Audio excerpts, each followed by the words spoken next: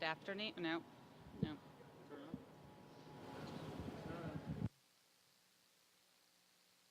Hello? Can you hear me? Can they hear me? Okay, sorry. Good afternoon, everyone. My name is Amanda DeWeese. I am the Communications Director here at CLT Airport, and we are thrilled to have you all here as we talk about our spring break projections and celebrate all the new things that have happened here at CLT. First, I would like to welcome Charisse Montgomery, Acting Port Director for the United States Customs and Border Protection.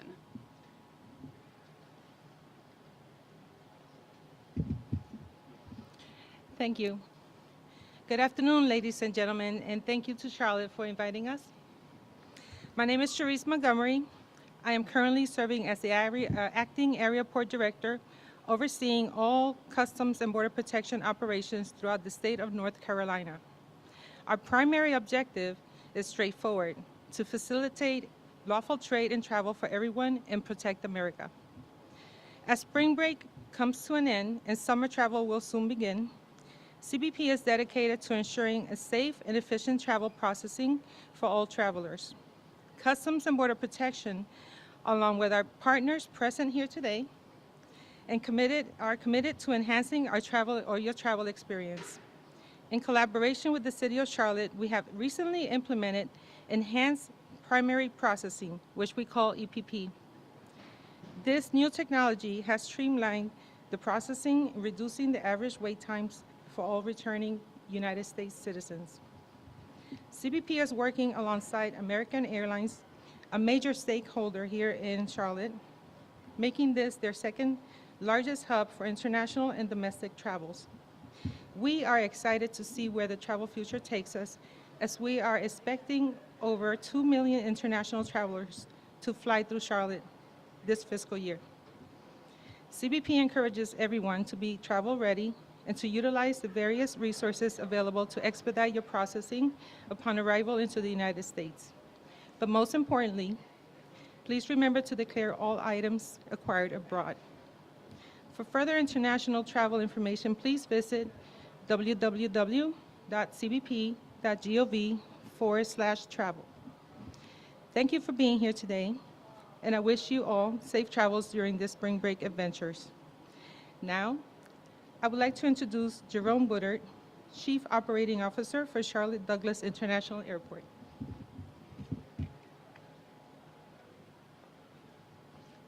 Thank you, Director Montgomery. Thank you for all that you do for the airport and for the Port of Charlotte. Greatly appreciate it. Good afternoon, everyone. My name is Jerome Woodard. I'm the Chief Operating Officer for the Charlotte Douglas International Airport. I'm joining you this afternoon to talk a little bit about the airport's spring break travel plans, as well as a few operational changes that we've made here at the airport. So spring travel at CLT will officially span 18 days starting Friday, April 11th through Monday, April 21st. During these 18 days, we're expecting approximately 2.9 million arriving and departing passengers, and peak days for total arriving and departing passengers are expected to be Friday, April 11th, Sunday, April 13th, and Sunday, April 27th. Over 26,800 flights are expected during this period, which is slightly above last year's totals. For passengers beginning their trip at CLT, more than 592,000 flyers are projected to pass through TSA checkpoints during spring break, which is a 3% decrease from last year. We encourage travelers to avoid flying by the seat of your pants, and you can do so by packing your patience, planning ahead, and arriving early. This will allow you to better manage any disruptions you may encounter along your journey. Arriving early means arriving at least 2 hours before your domestic flight and at least 3 hours before your international flights. And that 2 and 3 hour mark means actually being inside the building as opposed to transiting or being in transit.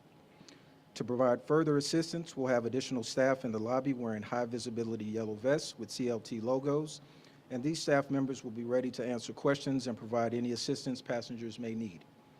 Significant updates will be posted in real time via our social media accounts on X, Facebook, and Instagram, and passengers can follow us on those platforms at CLT Airport to stay informed. Now, talking really quickly about the parking operation at the airport, we do have nearly 25,000 parking spaces, but with the increase in passenger traffic, those parking spaces will fill up relatively quickly. We strongly recommend that you reserve your parking at parkclt.com or via the airport's mobile app when you book your flight. This will guarantee your spot and provide access to the lowest available parking rates. And passengers can also have access to our drive-up spaces, but those spaces, as I mentioned, will typically fill up quickly. Passengers who use our newly remodeled valet parking will be treated to a royal experience with premium access to the terminal through a dedicated entrance on level 1 of the hourly parking deck. And if you haven't signed up yet, now's the perfect time to join our CLT Royalty Program, which allows you to earn rewards like discounts on upgrades and access to sales and exclusive promotions when you book official airport parking through parkclt.com or the airport's mobile app. Talking quickly about one of those significant changes that we recently made, the rideshare pickup and drop-off. We've made pickups a bit more efficient by moving the rideshare operation to the inner lanes of the departures level, and this has improved traffic flow and allows us to fully leverage the entirety of the available curb space. Those passengers not using rideshare may continue using the outer lanes of both the departures and arrivals level for all their pickup and drop-off needs. And the other major change that we've made that I'll speak briefly about is the opening and activation of Checkpoint 2, which has been a significant change for our operation. Checkpoint 2 officially opened on March 24th and features the latest checkpoint design, which will improve the efficiency and enhance the security of TSA screening operation. Checkpoint 2 is now the primary checkpoint for TSA PreCheck, and the addition of Checkpoint gives us a total of 21 screening lanes, up from 17 lanes available during last year's spring travel season. The increased screening capacity will mean potentially shorter wait times during busy periods, as TSA will have the ability to process an additional 600 passengers per hour. That pretty much completes the details that I have to share in terms of the airport spring break travel planning. I will say that spring break is one of the busier times for CLT, and folks can really smooth out their experience and really just enjoy this airport for all the beauty that it has to offer by doing a little bit of planning ahead. And again, packing your patience and not flying by the seat of your pants. I wish you all a safe and enjoyable spring break travel season. At this time, I'd like to introduce Pascual Alvarez with American Airlines. Thank you.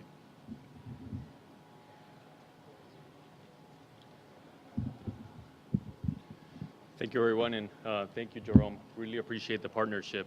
Good afternoon, everyone. I'm Pascual Alvarez, Managing Director of Customer Care here at Charlotte Airport for American Airlines. In less than a week, American Airlines will be prepared to serve thousands of customers looking to get away as part of their spring break travels. The top priority at American Airlines is always to take care of people on life's journey. That mission matters most to our customers who are counting on Charlotte's hometown airline to get them to their destination safely and reliably.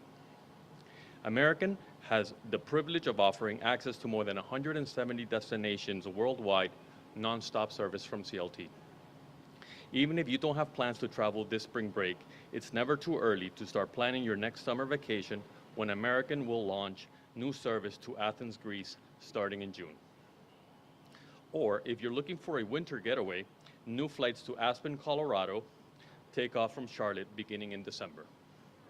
As our global network continues to grow, this is just one example of how American seeks to enhance the customer experience by offering more convenient flights options as well as the ease of self-service. Furthermore, the opening of Security Checkpoint 2 will help improve passenger flow throughout the terminal lobby, in addition to the new self-service kiosks positioned at each of American's ticket counters that are available to make check-in breeze and avoid hassles of waiting in line. Also, enhanced primary processing, EPP, is expediting our connecting customers through our FIS, making the travel experience for connecting customers a breeze.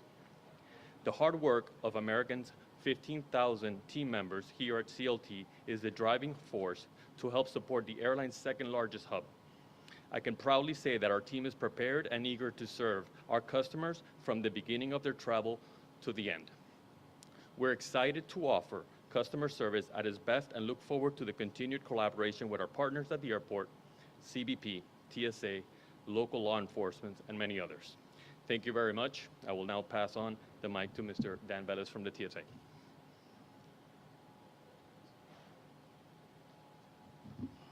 Thank you, Pascual. Good afternoon. It's a pleasure to be here at CLT once again, where TSA is expecting a big increase in passenger traffic over the next few weeks. So far this month, we've been screening on average about 34,000 passengers a day at CLT. This time last year was around 33,000. So we've increased the amount of passengers we've been screening by about 3%. To make your travel experience a lot smoother, TSA recommends the following tips. First, pack smart. Start with an empty bag. You never know what you had in there from a previous trip. You're less likely to accidentally pack prohibited items if you start with an empty bag, and it will slow down your security screening process when we find those prohibited items. As mentioned earlier, arrive early. We can't stress that enough. Spring break travel season is now here, so give yourself plenty of time to navigate security, especially during peak hours here at CLT. As mentioned earlier, 2 hours for domestic flights, 3 hours for international. The high volume days here will be tomorrow, Thursday, April 10th, Friday, April 18th, and Sunday, April 27th. We are now less than 30 days away from the implementation of Real ID, which starts May 7th. So make sure that you have a Real ID or an acceptable form that will allow you to get through security screening. You can visit tsa.gov to see a list of acceptable IDs. Pack your patience. We understand that traveling, especially during this busy time of year, can be stressful. So we kindly ask for your patience and appreciation toward our TSA officers who are working hard to make sure you get to your destination safely. As mentioned earlier as well, a few weeks ago we launched Checkpoint 2. We are now enhancing security screening efficiency. It's the primary location for TSA pre-check. And spring break is busy, and then right around the corner, we're going to hit summer travel, which is even busier. So now is the time to get TSA pre-check. So make sure you do that. If you want faster, more efficient security screening experience, I highly recommend that you do it. Nationwide, 99% of TSA pre-check travelers get through the gate in 5 minutes or less. I came here from DC yesterday. I went through the gate in about 30 seconds. TSA pre-check, so make sure you get that. And finally, by following these guidelines and preparing ahead of time, you can help ensure a more efficient and stress-free travel experience during the busy spring break season here at Charlotte Douglas International Airport. Thank you for your time. And now I'd like to introduce Captain Matthew Horner from the Charlotte-Mecklenburg Police Department.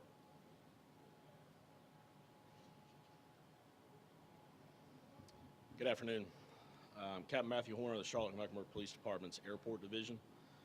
With the 2025 spring break holiday upon us, we're expecting obviously some increased passenger traffic as well as vehicular traffic. So we ask for folks to prepare themselves, expect possible traffic delays, and as has been said many times, please be patient. Please allot yourself enough time for traffic, to park, to check in, and then obviously clear TSA screening. CMPD has a strategic plan in place for increased staffing of officers who will be assisting with traffic mitigation at the main entrances of the airport, but remember to check online for real-time information.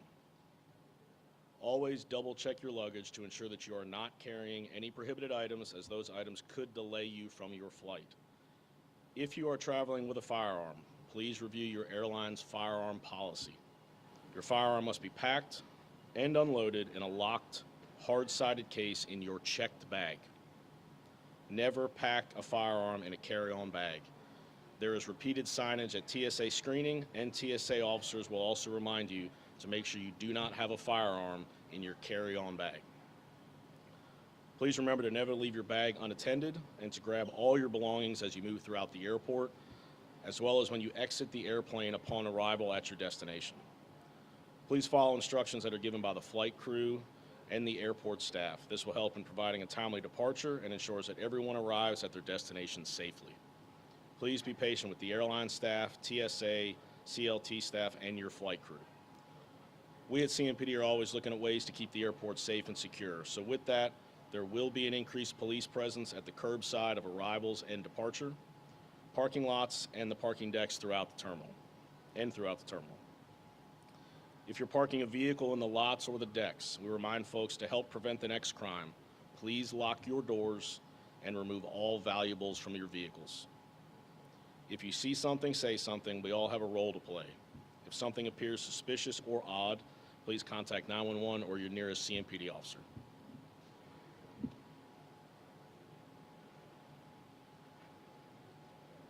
All right, that concludes the end of our formal remarks. Before we get to a series of questions that we'll take, I do want to let everybody know at 2:30 you will have in your inbox the full press release for reference, so you don't have to worry about going back and double checking on those figures that Jerome was sharing and others were sharing. So at this time, we will take questions from the media and ask our speakers to come out here, and if you feel so inclined, to be able to respond to a few of them. Okay. Okay. Mr. Velez? Sure. Yes.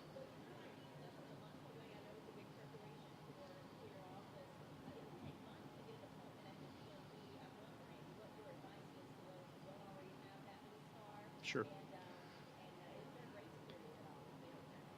Yeah, that's a great question. So if you do not have a real ID or an acceptable ID, what I encourage you to do is if you're not sure, go to tsa.gov to check and see if you have an acceptable ID.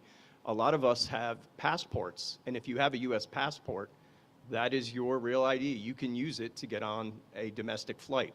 If you have a passport card, you can use that.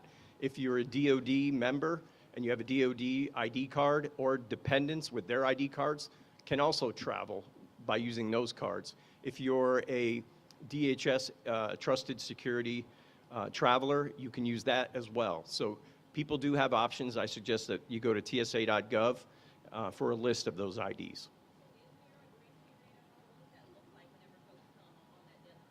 So the TSA's phased enforcement approach has not been detailed yet, but we are sticking to the May 7th deadline. So as soon as we have something on that phased enforcement approach, we will post it to tsa.gov.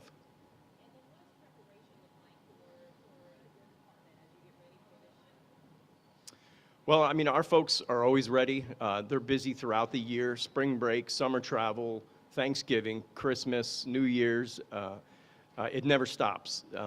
Might slow down in January, February, but they're always ready for anything that comes around. New equipment, new technology. Our officers easily go through training and they pick up their training really quickly and they're able to process people. So this deadline is not going to be anything that they're not going to be able to handle. They'll be able to handle it easily all across the country.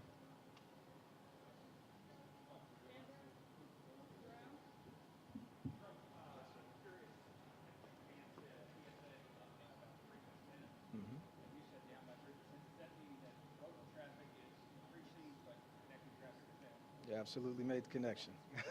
So I don't know why I'm here. If you can just answer that. I got you. Yes, sir.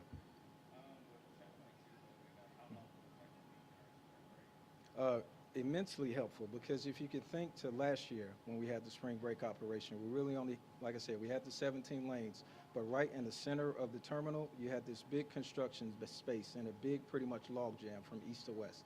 Now that checkpoint 2 is opened up, you have free-flowing passengers coming in the door, going through that checkpoint. The same thing for checkpoints 1 and 3. So from a freedom of movement perspective, it's immensely helpful to the operation and allows us to move people easily from east to west.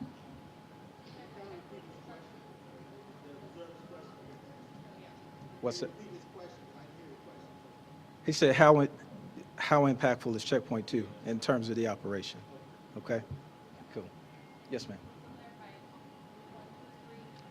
1 through 3 is done. Checkpoints are all done in terms of construction. This is a day that we've been dreaming of, quite honestly, for the last several years. I know I've been dreaming about it. I don't know about anybody else. Maybe that's kind of weird. I don't know. But we've really been looking forward to this because it's so impactful to the operation, because this is the first time we're able to fully realize, you know, all of these lanes, all of the staffing, all of the other changes we've made with the operation, the overhead walkways, the tunnels, the roadway changes. All of these changes are coming together, and now we're finally seeing the picture of what a truly efficient operation looks like.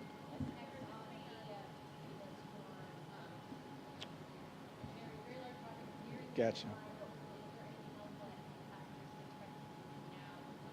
Yeah, well, now, actually, yes. Between now and summertime, we're going to have an exit lane, an automated exit lane that's going to open up. That'll be exit lane 4, I believe. We'll have another one that's going to follow that, and then another one that follows later on in the year. We'll have a few baggage claim devices that come online towards the latter part of this year on the arrivals level. But in terms of what passengers can see between now and the summer, it'll be those automated exit lanes. Yes, ma'am. Gotcha. Yes.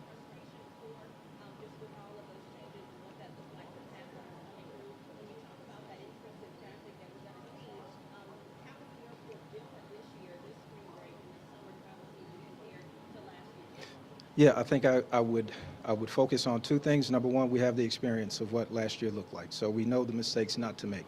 All right, so we go into this operation with a little bit more understanding of what this space is like and what it means to run a full operation within the space.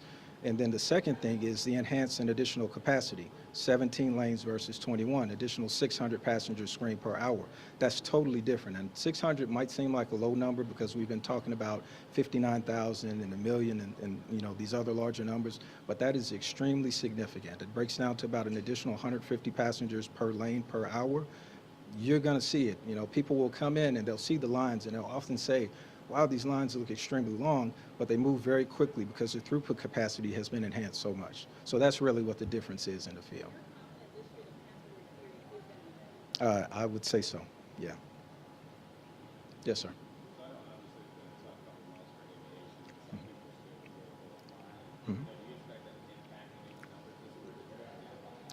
Well, I think people's fears may generally have some impact on whether or not they want to fly, but business still has to take place. People still have to go and visit relatives. Things still have to happen. So those things are still going to happen. And whether people have fears or not is not going to change whether or not they fly. So from that perspective, I don't think it's going to have a huge impact. There are some folks that are going to say, I'll go ahead and drive or I'll take a bus, granted. But I think the folks that have to do business and have to continue flying will continue to do so.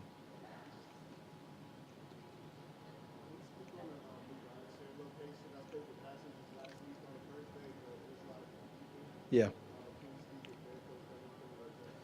Yeah, we have done a couple things to make it just a little bit more easier for folks as they're going to that new space. One of the challenges we had initially was signage, you know, sort of breadcrumbing people from the baggage claim level to the new location. We've installed some temporary signage on the curb, which you'll go out there and see. It's A-frame signage, it's kind of low. But that's really just a stopgap to get us to the point where we have the higher, more permanent signage. I think that's what led to a lot of the confusion. One of the things that people won't necessarily have to deal with during the spring break period is not having someone to ask a question, because we have additional staff that are in place at those decision points at some of those more confusing places to go from arrivals level to departures level to get to the rideshare space. I think that's going to be hugely impactful and very helpful.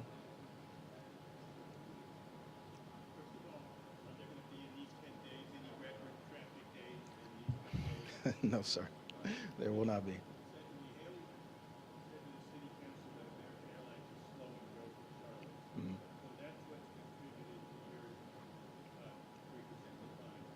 I don't know if slowing growth is a way, and I'm gonna lean on Pasquale to kind of answer this in a little bit more context. I think that has something to do with it. I think you could look at the economy. You can look at people being a little bit more judicious with how they're spending their money. You can look at some of the fears that we talked about a little bit earlier. Collectively, all of these things are contributing to a reduction in the percentages that we're seeing in folks coming through. But I cannot say from my perspective that it's one thing. I think it's a totality. We've been seeing, I think we're up. Tell you what, I got some notes specifically for you. Let's do the one off, and I'll show exactly what I got. Okay. Other questions? Thank you, Mr. Woodard. Thank you all for coming. Hope you have a great day. And again, you will have in your inbox very shortly the press release for clarification on all the stats and data we shared. If you do have a question, please just respond to us and we'll get you an answer as quick as possible to meet your deadline. Thank you.